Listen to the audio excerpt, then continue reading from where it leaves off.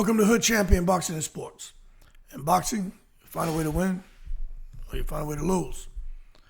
Please like and subscribe. Follow me on Twitter and Instagram. Leave that donation for that fried rice and chicken wings. Become a member to the channel.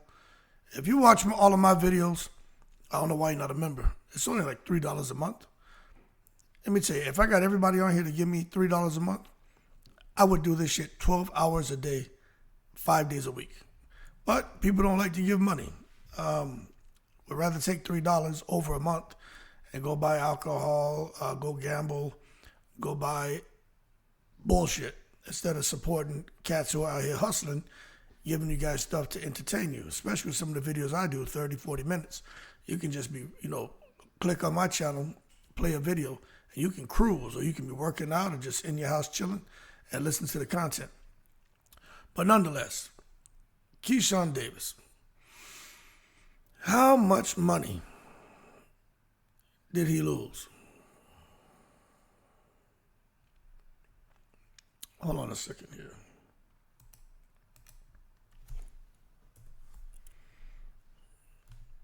Hold on a second. I'm not even going to restart the video. I'm just going to keep it like this because I was talking about his, good. I was talking about Keyshawn Davis. Initially, when I was going to do the video, it was going to be about the loss of opportunities. So I had to correct it. So just how much money did Keyshawn Davis lose? Because he lost millions of dollars. Now, you got to understand, I'm not here to talk about the mistakes he made this past weekend. We've talked enough about it. Now let's just look at how his actions are going to affect him. I keep hearing there's supposed to be a lawsuit. I don't know, but word on the street is a lot of money was lost as a result of him not fighting, and that he's going to get sued. Now, you can go and look that stuff up yourself, but I'm just telling you that's what I'm hearing from, there was a guy, Mill City, was doing an interview, and there was a guy who was translating for Edwin De Los Santos, but they were saying that there are lawsuits that are going to be going against Keyshawn Davis. So I would hope they can resolve that without really getting at his pockets, man, because he's a young guy. He made mistakes. But at the same time, it's all business. He's a businessman. He should understand, right? But this is the thing for us to take into consideration with Keyshawn Davis. He was a champion, okay? He's no longer a champion. He's moving up a weight division. Now, when you're a champion, fight purses typically increase with each fight. Now, the specific amount is going to change depending on different factors. But for the most part, as a champion, right, your fight purse increases with every fight as long as you hold that title and you keep winning. Now, factors that can influence a champion's earning, as far as the increase in their earnings, title defenses. The more defenses a champion has, the higher their leverage in negotiations. So you look at like a guy like Usyk. This man's undefeated, right? He was an undisputed champion at cruiserweight, bubbled up to heavyweight, became a champion, now undisputed. So when you're a guy that has those kind of accolades and you're a current champion, especially undisputed, and you have multiple successful defenses, it can demand bigger fight purses. You can look at guys like Deontay Wilder, Floyd Mayweather. You can look at Bernard Hopkins, Roy Jones. There's a lot of fighters out there who had titles, AJ for a stretch, and just defended their titles multiple times without losing. They're able, because they're in the driver's seat, they're able to demand more than a lion's share of the fight purse. In addition to that, once you're winning and your profile is growing, now you're talking about getting a portion of the pay-per-view sales. Because if you're winning, more than likely your pay-per-view sales are going to grow, especially if you're winning your fights by devastating fashion. So if a fighter's pay-per-view numbers keep improving, their purse increases significantly. Big names like Canelo and Tyson Fury, some massive jumps in their earnings due to pay-per-view successes. So if you look at Keyshawn and figure he would have kept winning, he would have started getting, probably gone to pay-per-view and started getting a piece of that pay-per-view pie. It would have continued growing. It would have been more money for him. Now, the opponent quality as well. Fighting a bigger name can mean a bigger payday. You look at, that can double or triple your fight purse. You look at a guy like Ryan Garcia, who's making $500,000 a fight, goes to fight Tank Davis. Ryan was already a well-known name, pay-per-view draw. Tank Davis was the big dog in the sport, pay-per-view draw. The two of them came together, and they made money beyond comprehension. So once you're winning, the opponent quality increases. In addition to that, the opponents you're fighting bring a lot to the table. So again, fight purse can sometimes triple or more. Then you talk about being a champion and going into unification fights, which is what Keyshawn probably would have done at 135. So again, with the unifications, holding multiple belts, that's going to push for a higher fight purse. Okay? Fighters like Crawford and Naoya anyway, saw major pay raises after unifying divisions. So this is the direction Keyshawn Davis was going. Unfortunately for him, he kind of was at the end of the road, right? He made some bad choices, and this is prize fighting. Most of these young fighters, when they're in the gym, when they're training, when they're talking about becoming a pro, right? Of course they want to be a champion. Of course they want to win. But at the end of the day, they also want the Wu-Tang, Kareem, dollar bill, y'all. Cash rules everything around me. And I'm telling you, for this man to have lost out on $1 million payday, first title defense, more money was to come. Multiple of millions were to come. So all of that shit's gone. Then you got here with guys who have good promoters, which Keyshawn did, and Bob Arum. Keyshawn Davis, no doubt, with a strong promotional backing like what he had, he probably going to continue to get better deals over time. Probably got to a position where he felt like, hey, Shakur Stevenson, you know what? I deserve more money. Teofimo feels like he deserves more money. So they'll get you up to a certain point. But, Top Rank ain't going to let you suck out their eyeballs. But the bottom line is Keyshawn would have went for $1 million, probably would have got himself up to $3 million pretty damn quick. But all of that is over.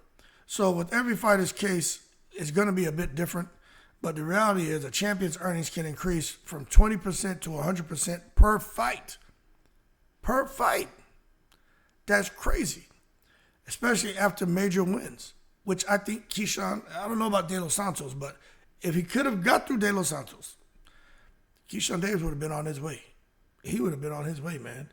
Some fighters get huge jumps and their popularity skyrockets.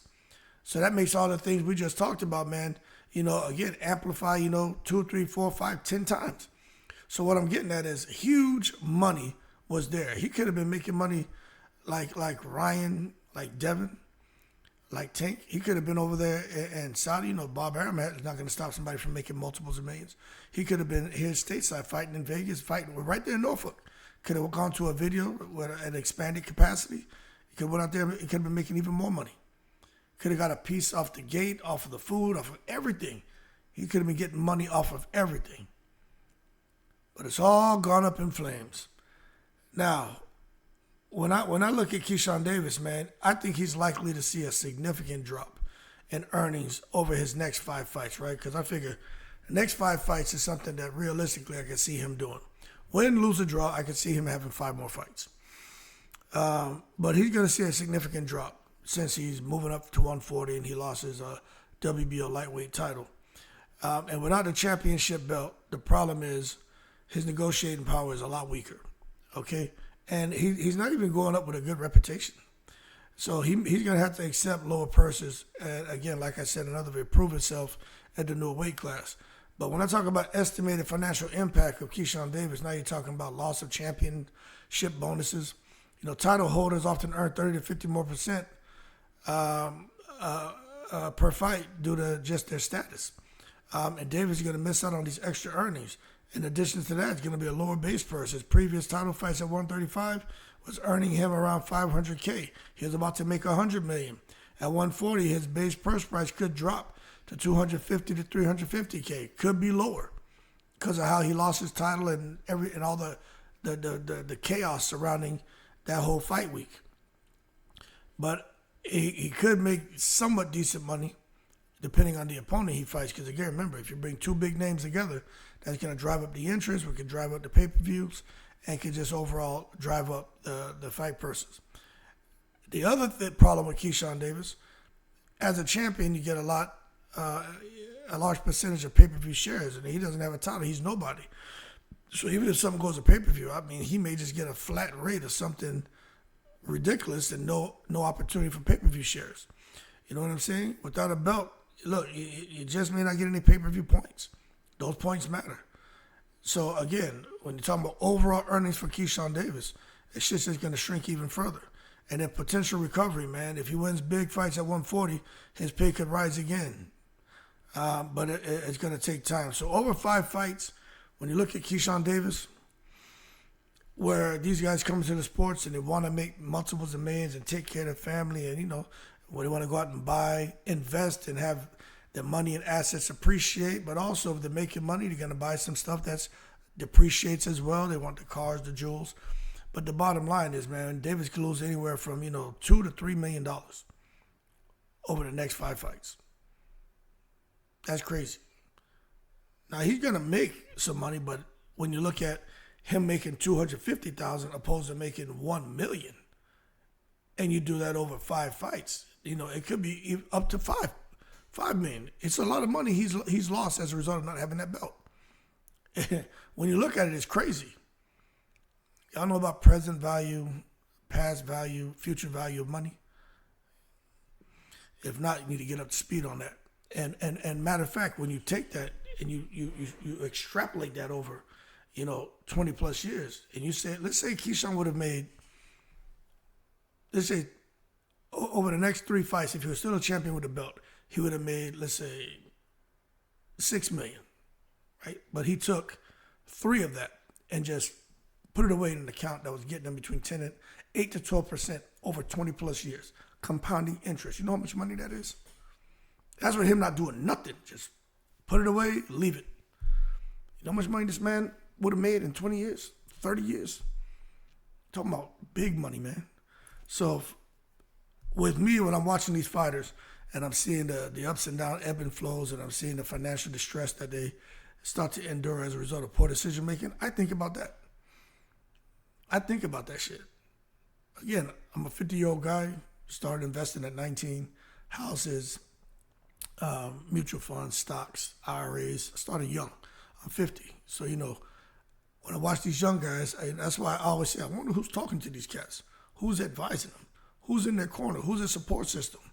Who's telling them when they're messing up? Who's telling them when they're doing good? Who's telling them how they can improve?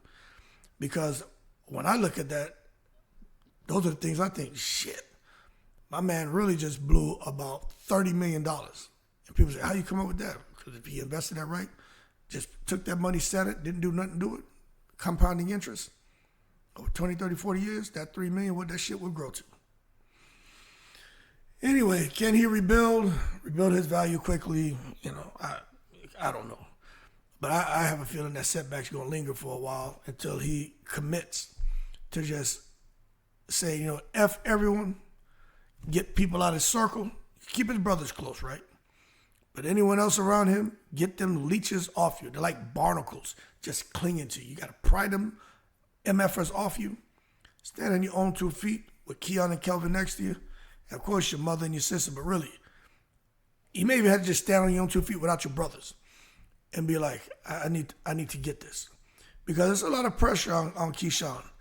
Because, he is the guy leading the effort, man. You know what I'm saying? He's the boss. He's the man. And everything falls on his shoulders. So if he got to tell everybody, hey, take a step back, I still got you, but let me focus on me. Because if I'm doing good, you guys do good. But if I'm doing bad, you guys do bad. So let's see what the future holds for him. But hopefully somebody's sitting down. He may not want to hear it, but it's breaking this shit down to him. Real simple. Matter of fact, I'm going to show you since I'm running my big mouth, right?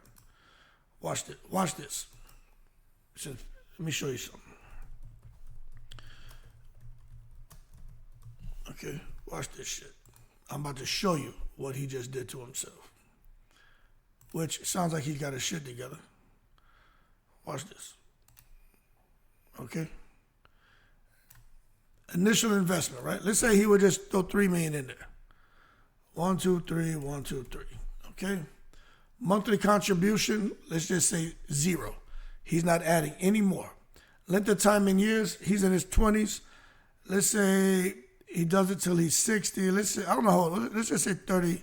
Let's just do 30, 35 years, right? Interest rate, let's just say he's getting about 9%. Okay? And let's calculate that. Look at what and he would have in 35 years. You see that? That's in 35 years. So the initial investment, $3 million. Monthly contribution, nothing. We did 35 years at 9%. So let's change this now. Let's say he's 20 something. He says at 50. So let's just do 20 years. 20 years. Interest rate, again, 9%. Could be between 8 and 12. Let's just stick with 9, right? At 20 years. Calculate that shit. Look at where he's at. In 20 years, he would have $16 million. Okay? Now you guys understand. Now, if you guys don't have a Roth IRA, you don't have your shit together, go out there and get your shit hooked up. For those of you who are saying, if you have kids especially, let me show you something before I get off of here. Let's say initial investment. Well, let me show you something before I get off here. Initial investment, $150. Talking about you have a child, right? Just born. And you put $150 a month in, okay? Length of time, let's say 50 years. You just have a child. Let them get to 50, right? Interest rate, let's say 9%. Let's calculate that. Your child at age 50 will have $1.5 million. Just off of $150 to start and $150 a month. How many of you can do $150 a month? The thing is, especially if you had children young, you may be around to see that. But if not, once your child gets to a certain age, okay? Once your child gets to a certain age, you say, hey, this is what I got started for you. I may not be around to see all of this come together, but you just keep adding $150 a month. If you get this interest rate of 9%, you can play with the numbers if you want at home. This is where you should be at age 50. I'm 50 now. Nobody did this for me. But my parents' situation was different. But for my sons, I'm doing it for my sons. And I recommend all of y'all do that. But anyway, we got way off on a tangent, but hopefully you learned something. And that's why when I watch these guys, I say my mind works different. When I watch Keyshawn and these other guys who are, making the money and then blowing it on bullshit, I don't know them. But I'm like, where's the person that say, okay, you have 100,000. Take 90 of that. Put that away. Enjoy 10. Or maybe you enjoy 5. But take this shit and lock it away. And let's build, or let's go get some properties, some Airbnbs. Let's do something and grow your wealth. Anyway, y'all keep cool. You're about to get me talking about something totally different. But that's why I said the man just lost millions of dollars. He lost millions of dollars. Forget the fight persons. It's what that money could turn to when you start talking about compounding interest. He fucked up real good. Anyway, keep cool in the breeze.